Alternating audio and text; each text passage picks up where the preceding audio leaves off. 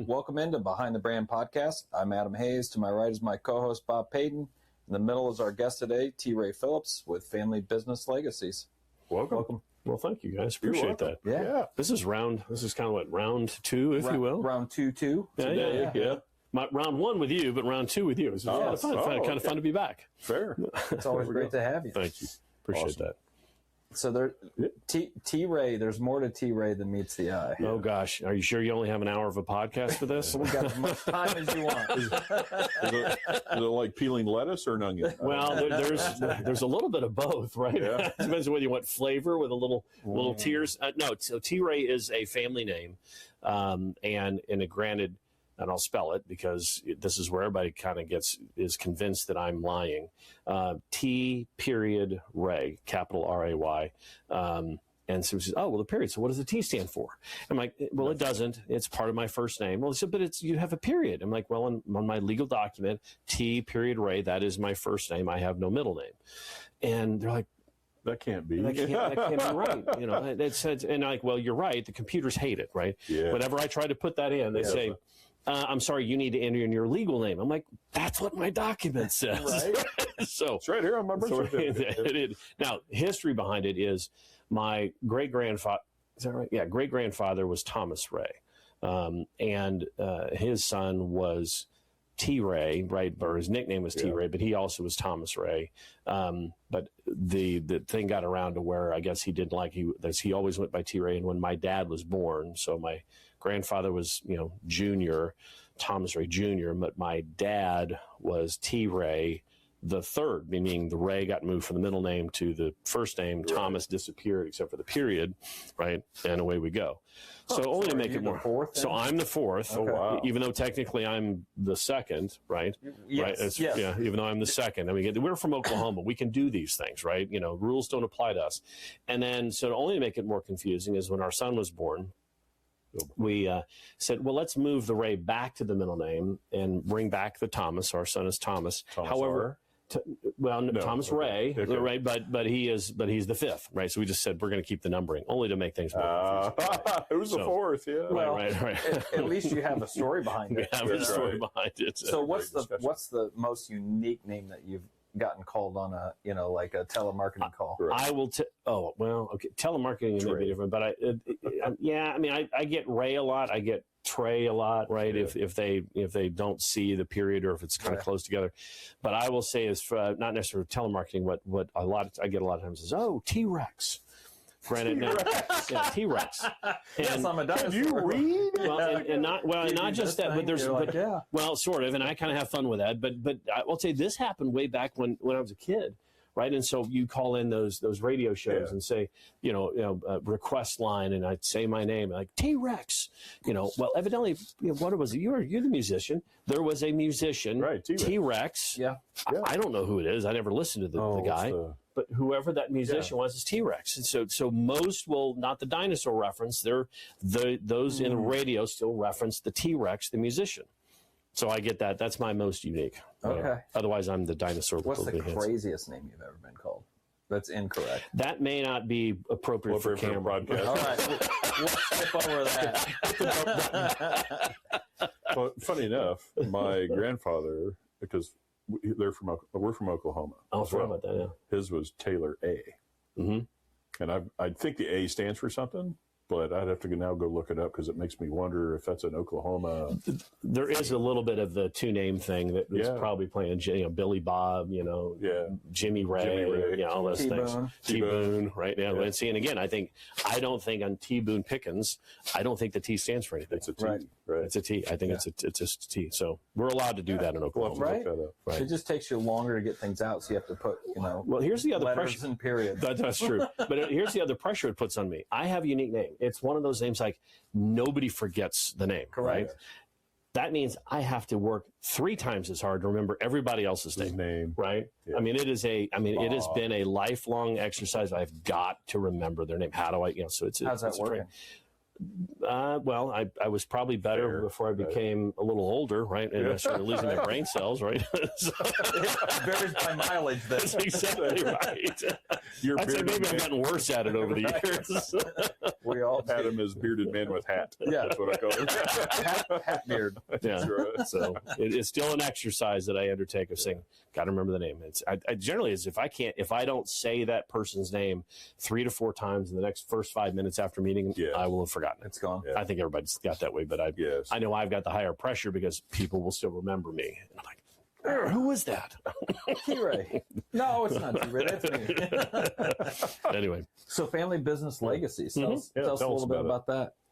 We're kind of like a restaurant where we just wait for you to take a drink or a bite of something. Right, and ask that question. Here's a sandwich. So Family Business Legacies. It was it started back in 1998.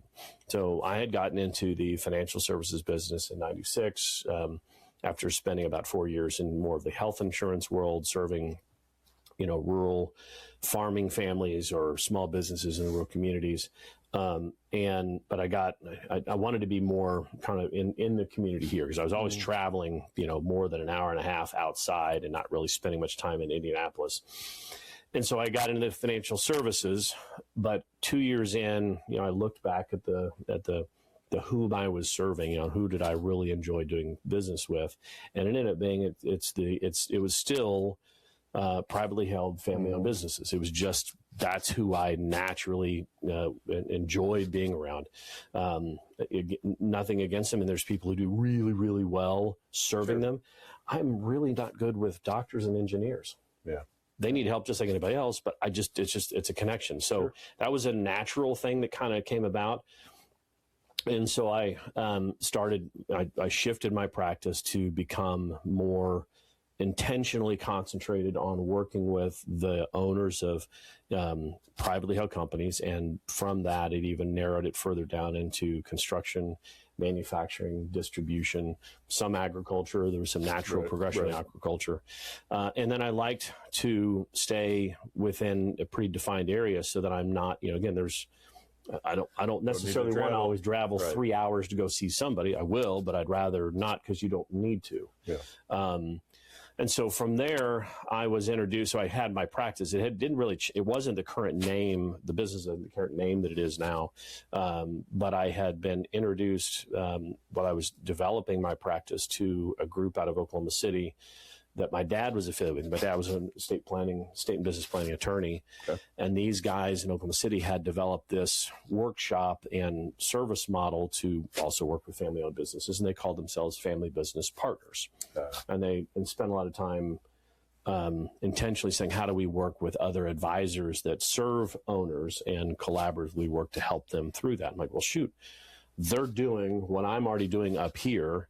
However, they just have a nice package around it, if you will. And so I became Family Business Partners of Indiana at first. And then I branched off from that to become Family Business Legacies is what it is now. So I just changed the name because that's actually more descriptive, I think, maybe of what you. Well, it is. Thank you. I mean, I think so too. But again, it was just it's just like all things that the brands they kind of develop, and you kind of work through stuff. It evolved, but again, Family Business Legacies is truly what I think represents who I like to serve, and it's a lot of fun. Especially, I mean, the owners we serve, because I serve the same, is they are concerned with the legacy, right? Even that becomes a challenge sometimes, but that is on their mind. Not necessarily the money is important, but the longevity of that business after they're gone is always a discussion, whether it's with their family or even not. Well, no, that's true. So, and I think you hit it very much on the head. Most would think, oh, you're only working with businesses and the families that wants to continue in the family. And that's not really the case. It's very few that actually are potentially even have the capacity to be successful to remain in the family, right? But it is, will the brand continue, right? Doesn't matter who's running it, will the brand continue? Right. And that really is more of the legacy piece. And then a lot of people say, well, I'm not really a family business. I don't have any family in the business. family businesses are really more of it's more of the culture and the mindset of how a business will operate. Sure. And so I have found, which is I think to most owners' surprise, very big businesses are still very much family businesses by the way they run, by the way they interact, or the culture they want for their employees, right? Family or otherwise. Yeah. Sure. So, so anyway, that's kind of the beauty of a family-owned business as well. Being able to build the culture that you want, your way, and and setting that vision. I think that's also a lot of reasons why most family-owned businesses do not want to sell to third party. Yeah, yes, correct. Right. And again, you're going to make a lot of money if you can sell to a third party. There's going to be no argument. If you're attracted by a third-party buyer, strategic or otherwise, there's a lot of money on the table, and it's sometimes very hard to think about walking away from. Yeah. But it's almost always the case, with very, very rare exceptions, and I'm sure we all can have seen only those few exceptions, where that culture does not massively shift when it's a third party. Yeah. Almost impossible not to in some ways. Yes. And then not just the company, right? Mm-hmm. It's the impact to the community. Correct. I was working with a company down in Shelbyville, and it's a third generation, commercial laundering business. And it's like, they would be a perfect candidate. I mean, Cintas is begging them to sell to them. But they knew immediately, because they knew Cintas's footprint and its distribution structure and its other operations. As soon as they do that, there would be 50 people out of a job in Shelbyville. Yeah. And so that's a pretty common scenario that I think that now that's another element of legacy, right? Yeah. It's, I made a lot of money. I don't mean me, but the owner, but No. but now I put 30 people out of work that are essentially, I've always thought of as family myself. Right. Yeah. So that's a big deal. Goes back to culture. Yeah. Goes back to culture. So, T-Ray, how do people come to discover they want to engage with you and use your services? What problems are they trying to solve for their businesses? Well, that's a good question. The most common one that I continue to see is the fact that an owner has been around. They've created something. It's not like, this isn't like they started the business last year or even in the last 5, maybe even 10 years, but it's been operating now for a while, and they know that I would call them, they're past the lucky truck stage, right? Right. It is, is there still the ability of the business or the necessity of business to improve some operations and gain? Sure, that's always the case. But there's now something there. And more often than not, they have had some peer close to them, known to them, that has had something happen. Some event. Some events happen. Now, it doesn't have to be somebody is physically an event, right? This could be, another peer of theirs went bankrupt. Another peer had suffered massively through some recession or some other event. Something major has occurred, and it finally hits them. They say, oh, wow. If that happened to me, how do I make sure I don't have that outcome? Right. So those become, and just because that may happen doesn't mean now they immediately say, I'm going to go find somebody and start to work on this. And that's sort of it generally takes a little bit of processing time. I would, sometimes a couple of years before it eventually hits. But then they also recognize, like, I do love what I'm doing. I'm actually good at it. Or, I have the energy to do this. 15 years from now, 20 years from now, I don't want to be 10 years from now, if I'm working my butt off like I am right now, I'm in trouble. This is not what I want to be. Right. So I would say there's a whole lot of different ways, but those two types of scenarios, that realization that one day I don't want to be doing this, or something happened to somebody else and I don't want that to happen to me, those are very major catalysts to say, where do I go? Sure.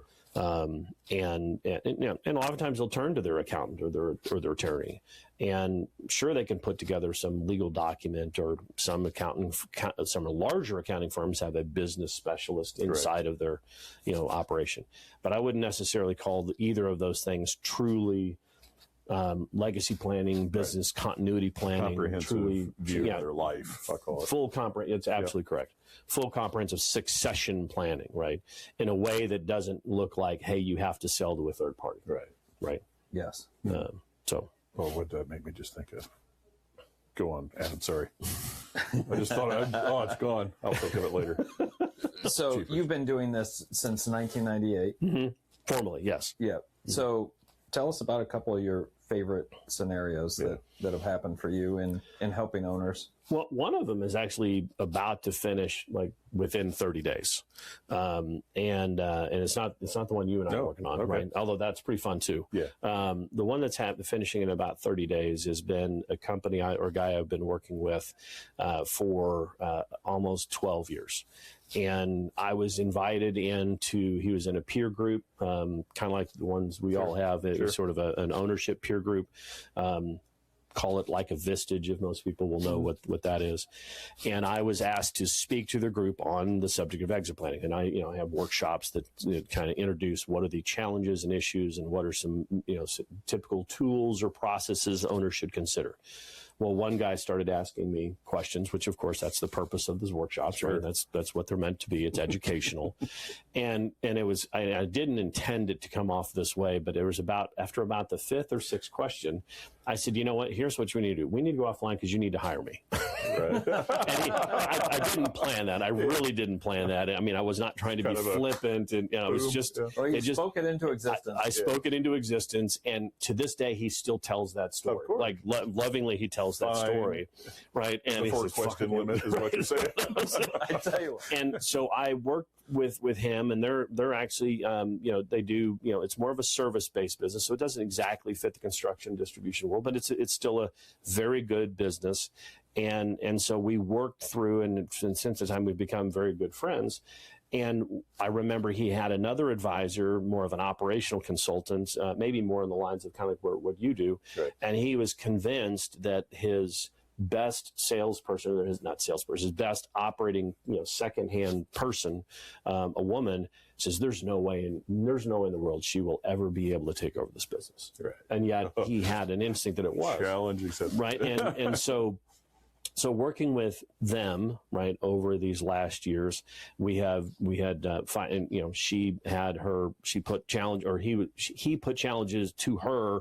Here's what I need you to do. She met those challenges. Nice. She rose to the occasion, and they've had some pretty good reorganizations in their service industry model that they're in. I mean, there's been some tough times. And in fact, about 3 years ago, they were like, are we ever going to actually get another engagement for work? Right. I mean, it was a kind of a scary time, and that's not, it was also 22. We were having struggles then, but they were thinking the doors were going to be ending.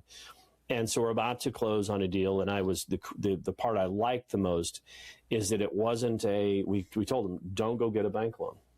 Right. So if the bankers are listening out there, I'm not saying never get a bank loan, but I said, this is not one where you want to get a bank loan.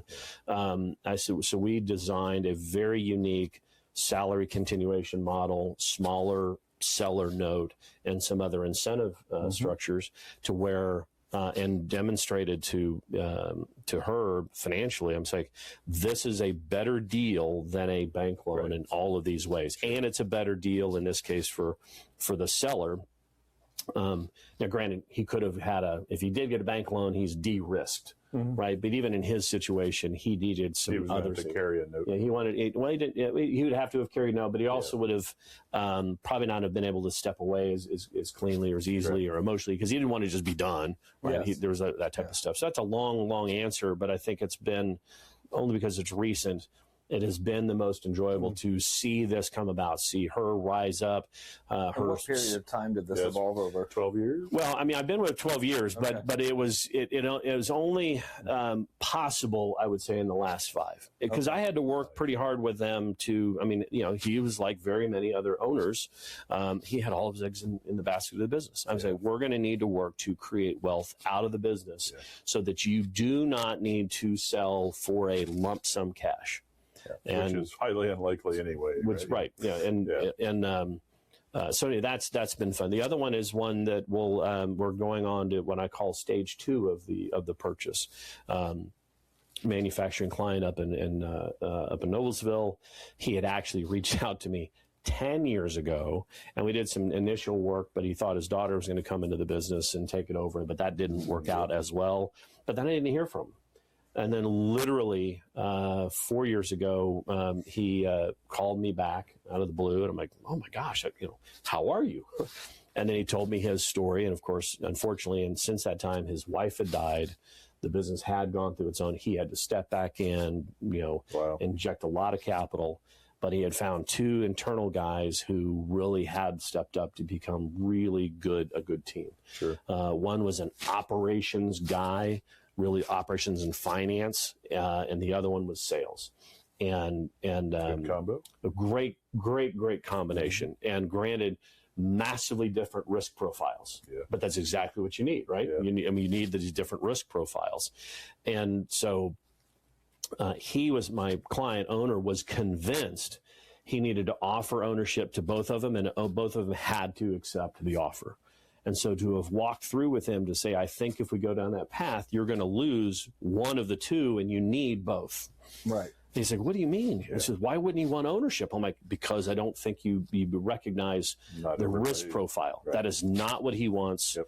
And I had barely met the guy, right? I mean, I don't mean the owner, but I just knew in certain conversations, like, he was not going to take it. And sure enough, what came out in the discussions was, if he had even hinted at it, his wife would divorce him, not support him, right? And that sort of thing, under any structure. Right. You're just not doing that. Just not doing it, right? Yeah. And he said, look, I want to be paid well. I love doing what I'm doing. It's really fun to be. And he changed internally operations, found all of the best improvements, and has allowed the sales guy to just, I'm going to go sell the crap out of this, and then we can process it through, and they've made themselves into an extremely focused niche in the industrial manufacturing space. Nice. And to this day now, what's going on is they went from, literally when I first started working with them, again, 4 years ago, they were maybe making $200,000 a year. They'll hit over $1.5 million in EBITDA, or in actual cash flow, not EBITDA, this year. And so the fun part is now, how do we go through this next tranche? This next tranche will be the older 75-year-old owner. How is he going to now truly start selling off his interest, right? And so those have been super fun to see those things come about, especially another demonstration. Internal purchases can work, right? They have to be structured well. You have to have, patient parties on all sides, and don't always listen to your advisors who say, you need to go get a cash deal, right? Or go get a bank loan. Right. Because the bank in that instance, when they were telling my client and the 2 guys, even though only one was buying, we could 100% SBA finance this deal. Mm-hmm. And I said, well, okay, let's do the math. Maybe you can. I said, but here's the problem. The minute something goes wrong, you're done, right? Everyone's done, right? And, my client would be done financially and all the other stuff. Sure enough, 9 months later, after the first tranche was purchased by the one of the 2 guys, they went, that's right, it was COVID. No. So all of the supply chain stuff post-COVID, or it wasn't 20, it was 21, but all the supply chain disaster. And their business went damn near flat. Yeah, which means if it had been owned by the bank would have come knocking. Yeah. Debt service coverage is out of whack. We wouldn't. Yeah, I'm like, guys, you could, but it's not line of credit. Yeah. Yep. Call your loan. Right. So there's always a place for a bank loan, but it was just more of in this discussion. It's like, there needs to be some level of flexibility. A lot of other options, and we have to come to the table and be patient in the conversation. Right. Right. So I remember what I was going to ask you now. Oh, go ahead. Do you think owners go through, I don't want to call them phases, but a timeline where they are so heads down and just cranking away, right? Doing good work, making product, whatever it is. But they kind of just wake up one morning, I'll call it, and they start thinking about an exit, some future thing, whatever. Where they truly just come to the realization that, holy moly, this isn't $1 million or a $500,000 business anymore. It's a 5 or 10 or 15. And the weight of that kind of hits them. Mm-hmm. Do you see that happening as well? Was only because almost all of them are always heads down. Yeah. Right. I mean, again, most, I have, with all of my clients, I'd say 30% are multi-generation type of places, right? But almost all the others are first generation. So therefore, every single one of them, we're nose down, right? And when everyone starts out as chief cook and bottle washer, it's a challenge for them to say, how do I take off a hat? Right. And not just, it's not there's some roles they don't want to be doing, but it's like their thought process is, I'm the best one at this, right? I can't take that hat off and watch somebody else struggle and whatever, because I can just do it better myself. Yep. And so it's, how do you take the hat off and allow that other thing to develop so you can keep stepping back? So yeah, I see it all the time. Good. Confirms my thought. Yeah. That's good. It's fixable. Yeah. But this is where delegation is not the same as abdication. And yet I think they have confused those terminologies, that they think if they delegate something that they're abdicating the responsibility for it, right? And those are the barriers, almost always the barriers to where the reason the owner's pretty good at it is they got to make mistakes. Now, granted, they knew they took risks. They didn't know they were taking risks, right? They didn't see it as risks in the moment. I work with, like you all do, all the time, and they're worth, business-wise, millions and millions of dollars. Sure. But if let's say we mention the stock market, that's too risky. Yes. 90% of your wealth is the business. That's risky. That's riskier than what you would have than what you'd be normally seeing in a stock portfolio type of thing.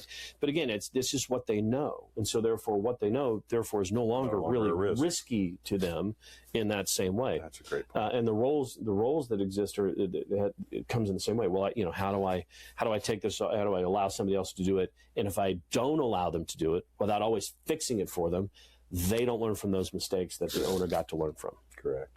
Huge benefit. That's awesome. Yeah. So you're obviously very passionate about helping business owners, whatever a legacy means to them, helping them create that outcome for them and their business. What do you do outside of that? I know you spend a lot of time running several miles a week. Tell us about that. The one that I got back into, so I was, the direct answer to that one is I'm a soccer referee. Right. And that was a passion that I had to go back and feed after having hung up my cleats back after high school. Right. I played soccer in high school, and actually I played soccer all the way from 6th grade or 6 years old all the way up until high school, but then hung up the cleats both playing soccer and refereeing soccer as I got into college. Wow. And then fortunately, my kids loved sports, right? My son loved soccer, soccer and baseball. My daughter was softball, mostly softball. She was not a soccer player. And so I got a chance to not only watch them, but then also coach them both, right? Sure. Coach my son in baseball. I could not be a soccer coach, right? That's the one thing I couldn't do. I could play it, I just couldn't coach it. Baseball I could coach, softball I could coach. I got to do all of that. But obviously that amount of time growing up, on top of everything else we're doing, I couldn't also now go spend, on the weekends 5 or 6 hours refereeing soccer games, right? So as I saw my son's, sort of soccer career coming to an end, I'm like, I have got to get back. I said that all growing up. I'm going to get back into refereeing. I'm going to get back into refereeing. What was the drive? What was pulling you to it? I missed it. Yeah. I missed doing it. I really did. In high school, I loved doing it. Yeah. It really wasn't the money. It pays well, but it wasn't the money. Maybe in high school it was. It isn't now. But the other one is being back and watching youth soccer. I loved watching it. I love today watching these young kids play. And there's some really bad talent and there's some really good talent. And I don't mean the MLS Next or the those high level academies. I just love watching soccer. Yeah. And if I can be in it, in many ways it is coaching too. And even though it's not direct coaching, it is coaching. Right. It is that relation because it's communication. And I have many times in refereeing soccer, I've failed at communication, not only with a coach, but with players, right? But then also it's taught me a tremendous amount of how to even better communicate. And it translates back into life. It turns back into communicating even with kids or my own kids, and as well as even into the business world, right? And there's a paid exercise program. And now I get paid to go exercise. Yeah, that's it. Because it's literally, especially if it's a high level game, even if it's a U13 game, all the way up to if it's a high level game, I'm going to be in. If I'm running center, each game will be 3 to 4 miles. Oof. Right, is the steps that I'll put. I'm not always sprinting that much, but that's the steps I'm in a game. Right. Now, if I'm the AR, which is the sideline reps, those will be anywhere from 2 miles to 2.5 to maybe almost 3 miles. Here's my take, though. while I run more as a center ref, I hurt more as an AR. Because it's constant use of the same muscles. It is, and you're running at angles, right? Because you have to be, you're running this way and you're looking this way, right? Right. And again, you get to these, especially these 16, 17, and 18-year-old kids. Yeah. They're fast. You've got to keep ahead, and I've got to keep with them, right? Yeah. I mean, so some of it's also a challenge, right? It's kind of like skiing. I mean, that's the other kind of the thing. I love snow skiing and water skiing, and I fortunately grew up. I got to ski a lot. So black diamonds, double black diamonds, let me at them, right? So today it's more of a, do I still got this? Okay. And so even in soccer, when I'm running, whether it's the ARs or the center, there's still a bit of, do I still got this? Can I keep up with these kids? I mean, granted, trust me, I was never known as I'm an athlete, but I was not a fast athlete, right? But it has been somewhat of a joy to not only watching soccer, but say, I could keep up with that kid. That was pretty cool, right? Yeah. Yeah. I mean, he's still faster than me. If I had to do that all game, I'm dead, right? Don't put me on defense. Put me in goal. Yeah. But so those are the kind of that's the pull, that's the challenge, the excitement, and the ability to be known. And granted, I've also met a whole new community. Sure. One of the greatest things, because I'm from Oklahoma, so when I got here and then working many years outside of Indianapolis, I realized in 1995, when I started my business or the financial services business, I'm like, you don't know I don't know anybody here. Right. I don't know anybody. Sure. So some of my greatest friends and families that we still all connect with came from Little League, right? Yeah. Oh, yeah. Little League baseball, Little League softball. Had it not been for Little League, as Broad Ripple Haverford Little League, had it not been for that, I wouldn't have known half of the people that I know now in Indianapolis. And so all of those types of things. And now, so fast forward a little bit, the soccer community is now a different one. We knew a bunch of them. We got to know a bunch when our kids were playing in the travel soccer community. Now it's a whole different set of individuals on the referee side and the coaches. So knowing now a lot more ADs at high schools and the head coaches at some of these high schools who also sometimes coach travel soccer. Sure. And then the referees, the camaraderie of the referees. I mean, I have 4 or 5 referees who are always asking, hey, if there's a tournament and T-Ray's on it, can we be assigned to go be together on a game? And it's fun. It's like, hey, I know who that is. We can trust each other. And therefore, some of them some are faster than me and some are not as fast as me. But I know how to trust them because we've worked with each other enough. So that's been the fun part. Yeah. Nice. And if it's not those type of exercise things like skiing, snow or water skiing, I'm pheasant hunting. That's okay. Yeah, it's pheasant hunting. Yeah, North Dakota. Yeah, if I could find quail up here, I'd go quail hunting too, because that's what all there was in Oklahoma. I love quail hunting, but there's just not as many. But pheasant hunting, where there's some good preserves, and I don't mean the, twist their head and shove it on the wing and throw it underneath the bush type of plant and hunt. But there's some good preserves, about 2 hours from here towards Ohio, and then down south. I haven't been to there's a newer one down south in Indiana I haven't been to yet, but I've heard it's great. Or I can go up to Wisconsin and some other friends. But my trip that I enjoy the most is going out to South Dakota, and in a town near an Indian reservation, but essentially it's about an hour and a half south of Pierre, South Dakota. It's called Winter. Winter is the town, and so we are on we go hunt on this family's farm, who they've created this all-inclusive 3-day pheasant wild bird operation. It's wild. There's no planting here. This is all wild birds. So with dogs and the whole bit. Yeah. With dogs. So how did you discover you liked pheasant hunting so much? Well, there was, granted, whenever we would go, my dad had, in his world of estate and business planning, he had also he was an owner of really small owner, but he was part owner of a bank. He got into it because of the legal side he was in, and the bank was in Buffalo, Oklahoma. Well, Buffalo, Oklahoma was within like 3 miles of the Kansas border. And so we'd go up and see the president of the bank, and then he'd take us all hunting. We'd go quail hunting because that's still mostly quail out there. But if you get just over the Kansas border, there's pheasant. Right, there's some pheasant, right, and so I got exposed to pheasant hunting through all of that. Those are big birds; those are pretty cool, right? Not as many as the quail, but there's big as well. There's more if you go farther in Kansas, or you go into North Dakota or South Dakota. There's a lot more. Well, to me at that point, South Dakota sounded like, you might as well take me to Alaska. I mean, that sounds so far, right? Type of thing.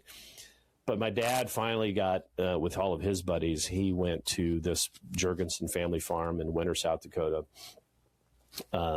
through his accountant. So his accountant had all these doctors, and these doctors took him, the accountant, up, and then invited my dad to go hunting one year.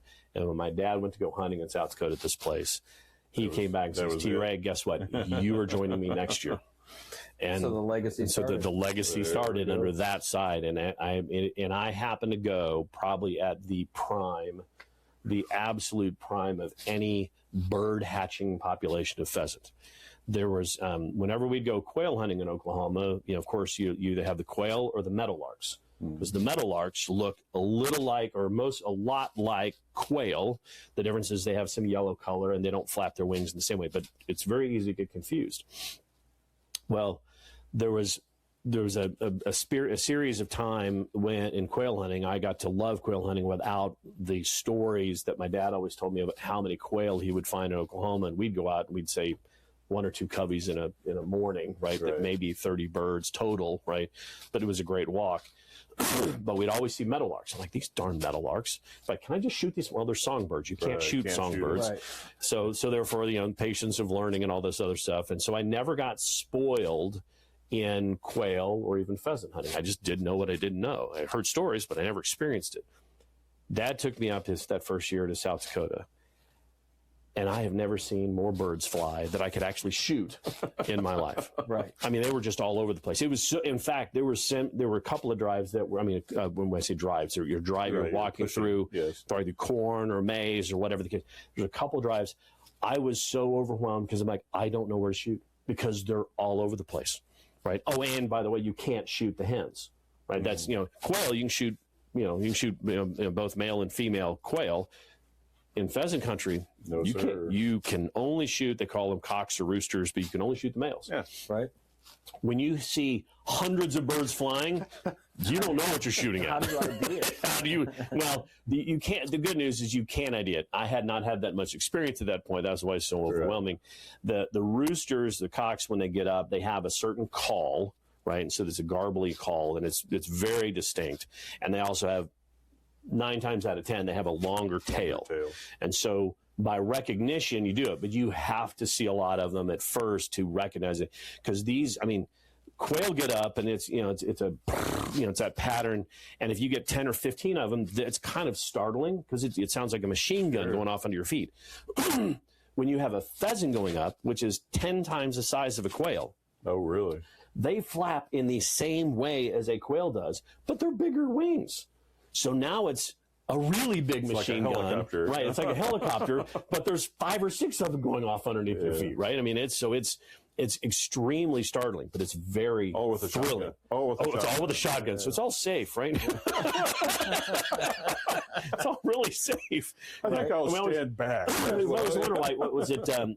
Dick Cheney? Dick Cheney. So that whole Dick Cheney story. Trust me, there's been a lot. In fact, Technically, I did shoot my dad in this exact pheasant hunt. No kidding. I granted, not intentional, but sorry. So we're in this particular field, and in this field, at the end, kind of rose up, the hill went up, and so I'm at this back end, and we're called blockers, right? So we're stationary, and they are all spread out in a kind of a semicircle, and they're pushing, they're walkers, but they're pushing all the birds here, and so it's far away at first. I mean, it's they start out half a mile away and they kind of walk through, but when you get to the end. And we're up here, and they're down over here. The bird's going up. Even if you're shooting into the sky, they have to fall. Yes. The bullets are supposed to keep traveling. They end up falling. So I didn't necessarily recognize maybe how close they were. And so when I pulled the shot, again, I heard this call from ow! I'm like, shoot. And sure enough, Dad had a little red mark here, a little red mark here. Granted, outside the glasses, you always wear glasses and these things. Right. But he had these pellet marks in here. It was a scrape. That's a little close for comfort. It was. So therefore, I get the tweezers. No, it didn't. He didn't. Right? But I pulled the Dick Cheney. So there you go. Didn't have any. Nobody didn't go to the hospital. You got a new nickname. So do you also hunt waterfowl? No, I have hunted waterfowl. and the same as with geese. Here's what I don't like, or I'm going to call it deer or turkey. I mean, all these things, right? Because I know this is big deer land, right? A lot of people love deer and even turkey. Here's what I don't like.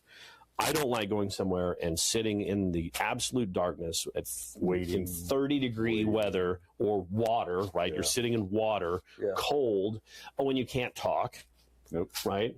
And you have to just wait. You can't move. Yeah. Right. So, again, where I was raised quail hunting, you're walking. I mean, you have to walk. I mean, I could go out in 10 or 15-degree weather. Pheasant hunting can be the same way. Sure, you're bundled up at first. You go a couple of walks, you're starting to shed clothes. I mean, you're shedding because you're sweating. Right. And you can talk, and you can engage, and you can see country, and you see the dogs work, and you see the birds fly. I mean, all this other stuff that is just cool, right? And the interactions amongst your other hunters, like, hey, don't get up in front so I don't shoot you, right? Those type of things. Yeah. Or stay back, or here's how we want to navigate this stuff. Again, a lot more camaraderie. Yeah, people love duck hunting. I'm not going to say what they love goose hunting. One of the reasons I never will goose hunt again is the time I went as a kid. We went out to a farm in western Oklahoma, and they had this concrete basin, right? Again, concrete basin, right? And so they had this thicket, and so they said, here, bundle up and go sit here, lay down in this concrete basin with this thicket over you, and stay quiet. Right. And it's, again, 25 degrees and it's dark. I'm like, this isn't fun. No, that's fake. And it's cold. And it's cold. I'm like, so again, that's the main reason I don't. If somebody invited me, would I go? Sure. But it's not something I'm going to go plan a trip to do. Right. So that's just me. Yeah. Switch gears a little bit. Okay. Family. Yeah. You got a DePaul legacy. I do, which I didn't expect us to have a DePaul legacy. It's definitely not a Wabash legacy. It is definitely not a Wabash legacy. And we've made sure of that one, right? And nobody is also marrying others. Correct. There we go. So I love that commercial. I love that commercial. What is it, Geico, where the kid shows up at the door? Yes, yes, with the dude. North Carolina. I should have paid attention. I love it too. It's classic. Yeah. So I grew up in again small town Oklahoma City, or small school in Oklahoma City, but I'd gone to school with the same kids, literally since like preschool, right? I mean, same group of kids, and so your world's a little small. And so when I got to graduation, our counselor said, "Where do you want to go to school?" And I said, "Well, out of state." And when I say out of state, somewhere else, somewhere where I can't drive home in 3 hours, right? I mean, I just want to. I don't want to. Now, you look at the statistics today. Most kids, when I say most, probably 90, 95 or more % will go to school within 4 hours of where they grew up. Yeah. Nothing wrong with that. That's just what happens. I don't know how I knew it, but I knew I'm like, if I'm at school anywhere inside of that 4 hour window, I'll come home. Yeah. Right. Too often. And I'll miss the experience of college. So out of state, liberal arts, where hardly anyone has ever gone to school there from my high school, especially recently. And I could play sports. And our counselor says, well, of course, then you should go look at DePaul. I'm like, oh, sure, the Blue Demons in Chicago. He says, no, which of course is what everybody gets. Right. Yes. I said, so my joke now is, no, we are the winners, not the losers. So DePaul in Greencastle, Indiana. And of course I said, where's Indiana? Yeah, where? And yet, which is really fascinating because one of my most favorite things to do as a kid growing up in the summertime was watch the Indianapolis 500. Yeah. We'd go to the lake in eastern Oklahoma, and on Sunday mornings we would flip on the Indy 500, not thinking the Indy 500's in Indianapolis, which is it's just one of those like how did I not know? This is why they say kids just they haven't had their full frontal cortex developed. How did I not know that? So anyway, DePaul was one of about 8 schools I went to go visit, right, all out of state. And I clearly remember coming on campus with my mother, just driving on after seeing all of the other schools, and the other school that was anywhere close to it was Miami of Ohio. Right. But I'm like, oh, this is it. I'm home. Yeah. So my wife I met there. So she was a Navy brat. And so her dad retired from the Navy in 1986 and then moved from Virginia. They had actually traveled all over the world, but and hadn't lived really any place very, very long because he was always being moved in the military. But they settled in Champaign, Illinois, because he was working for Illinois Power, which is in Decatur, Illinois. And so my wife, Tia, she didn't know of any other schools except her friend of hers or mom's that they had met there said, you got to go look at DePauw. And so her choices were DePauw and Bradley, right? And she loved DePauw just like I did. And so we met, and we didn't get married until 2 years after college, right? So we were great friends. I was a waiter at her sorority, right? So she married the help, right? So, so she married the help. And then we had kids, and we did stuff like we'd host Monon telecast parties. And I still remember distinctly that we were hosting a telecast party, and my wife was in the hospital having delivered our daughter, Audrey, on November the 13th. And that specific day was the Monon telecast party. And I said, dearie, you okay? Good. So I got to go to the party because I'm hosting it, right? And she says, okay, I'll see you afterwards. And then our kids went to all these Monon parties, and we took them back to go see it. And literally for probably 15 years, our kid says, we'll never go to DePauw. This is where you all were. We don't heard that there. It's all those types of things. And so both of our completely were convinced neither were going to go to DePauw. We thought Thomas was going to go to Worcester in Ohio because he enjoyed the coach out there. He was going to play soccer, great school, but he realized he was not. Worcester, you've got to be it's a very research-oriented college, which is fantastic. But he and I walked through and were like, okay, these are not the same kids it's just different personalities, right? And we also thought our daughter was going to go to Wofford, which it's all these W schools, right? Just not Wabash, right? Anyway, so was going to go to Wofford, which is in Spartanburg, South Carolina. And if you've never been there, Spartanburg is an incredible town. Sure. I've been there. When all of us were like, oh, this place is spectacular, the town and the school. Convinced Audrey was going to go there. Neither of them said that. They said last minute, you know what? Every time I would go look at some other school, I ended up comparing them to DePauw. And if I could pick it, and my daughter's specialist, if I could pick up DePauw and go put it in South Carolina, I would have gone there. Yeah. Right. But I can't. And so they both went to DePauw. So now we have, as of Sunday, our second child, Audrey, has graduated from DePauw. So we now have 4 DePauw folks. And her boyfriend this is even funnier. This is where the small world of these schools come into play. Her boyfriend, now of 3 years, is also a DePauw graduate who was a fraternity brother of mine. So he was a Phi Psi and I was a Phi Psi. However, his dad was a DePauw graduate from our year in 1991, and his dad was a Beta. So anyway, DePauw kind of goes around. We still get along. Well, he did. We had to because his son was a Phi Psi. So he had to like me and Phi Psi, all that stuff. But yes, and we love both these. And then my son Thomas, he's been dating.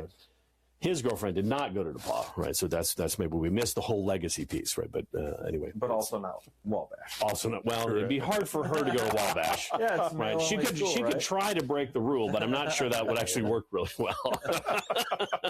So anyway, long story on DePauw, but yes, long legacy. There's a lot of legacy families, but what I found is even more fascinating about DePauw is how many legacy families have been 5 generation. Right. So 5 generations of DePauw graduates. That's really cool. Astounding, right? So to just be on the 2nd generation is pretty cool. That's neat. But, it's kind of like a 2-time winner of the Indy 500 versus the 5-time winner, right? There is a big difference. You're getting there. Right? We're getting there. Time, right? Yeah. Well, T. Ray, thanks for joining us today. Absolutely. This has been an absolute pleasure. It. No, this is we can do this again whenever we kind of want to. So you guys doing something for Memorial Day? Hopefully not. That's the goal. Cookout. Maybe cookout. Watch the race. No one's going to the race? Okay, I'm going to go to the race. You're not going to the race? No. Well, my patio. I'm an F1 fan. I'll tell you how it is. Well, that's my son. He's a huge F1 fan. Yeah. So anyway, but thanks you guys. I really appreciate it. Thank you. This is fun. We'll do it again. People get a hold of you. Oh, well, gosh, they need a hold of Family Business Legacies.com? Yes. So website, Family Business Legacies, plural LEGACIS.com. Okay. That's really the easiest way. It's a website. It's got my phone number on there, email on there, whatever the case may be. Ray. Yeah, no, it's not. Yeah. It's not Trey. You need to find that. We spent this whole episode thinking your name was Trey. That's right.